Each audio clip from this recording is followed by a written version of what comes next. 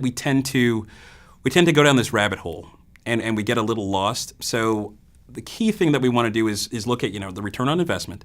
And we also want to talk really specifically about unrealized profits. I lead change one step at a time. First step is I think it's important to create a compelling reason for change that everybody can rally around and understand.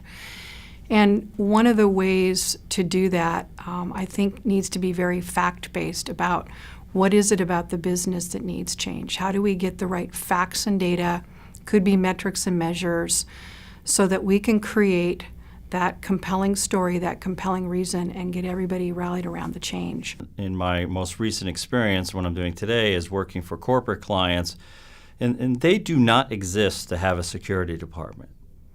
They exist to have either sell a product or a service to a customer, and we have to understand that. As security directors and managers and experts, we have to understand why this security department exists. What are we here for? What purpose do we serve?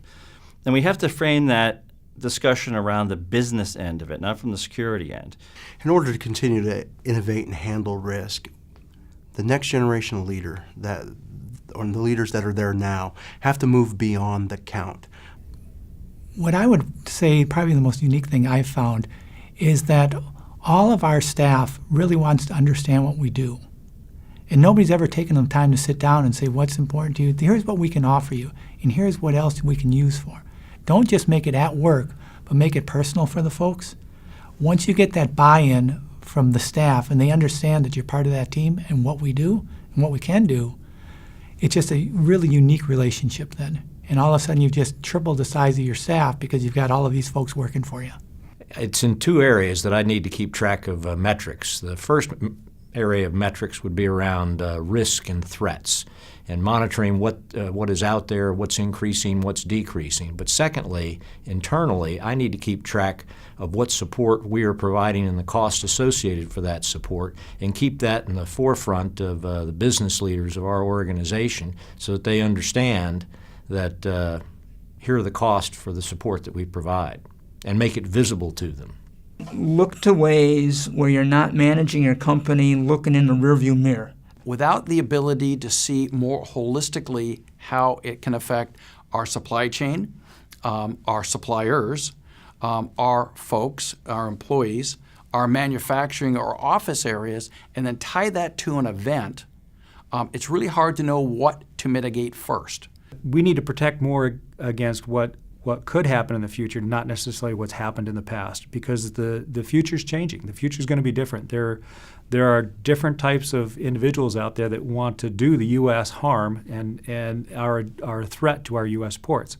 And we have to be ready for that. And we can't use past performance to protect against our future threats. The focus in my area right now is, I would say, integration. I have been leading the business continuity program at the Boeing Company, and as we've worked to align our program to a risk-based approach, as we've worked to get preparedness plans in place, we've realized that there are a lot of partners that we need to be integrating with to really get the entire risk picture pulled together from a business continuity standpoint. Wouldn't it be powerful if you could have information about your threat environment and then the mapping of where your supply chains are and where those kind of coalesce together? Wouldn't that be powerful from a business enablement standpoint? The core issue of all of those is the ability to capture and measure the data that's important to the organization that match the business goals of the enterprise, and how that function supports the enterprise mission. We talk about communication. We talk about understanding the business and getting executive buy-in to where things are going when we talk about change management. And most importantly is you have to be able to move with what we refer to as velocity. If you can't keep up with the change is going to overrun you. And so the need for introducing better concepts, better management skills, better principles so that we can move and transform the operation from a proactive or a reactive model to a proactive model and generate results that were articulable to the executives. In other words, describe ourselves as a value proposition.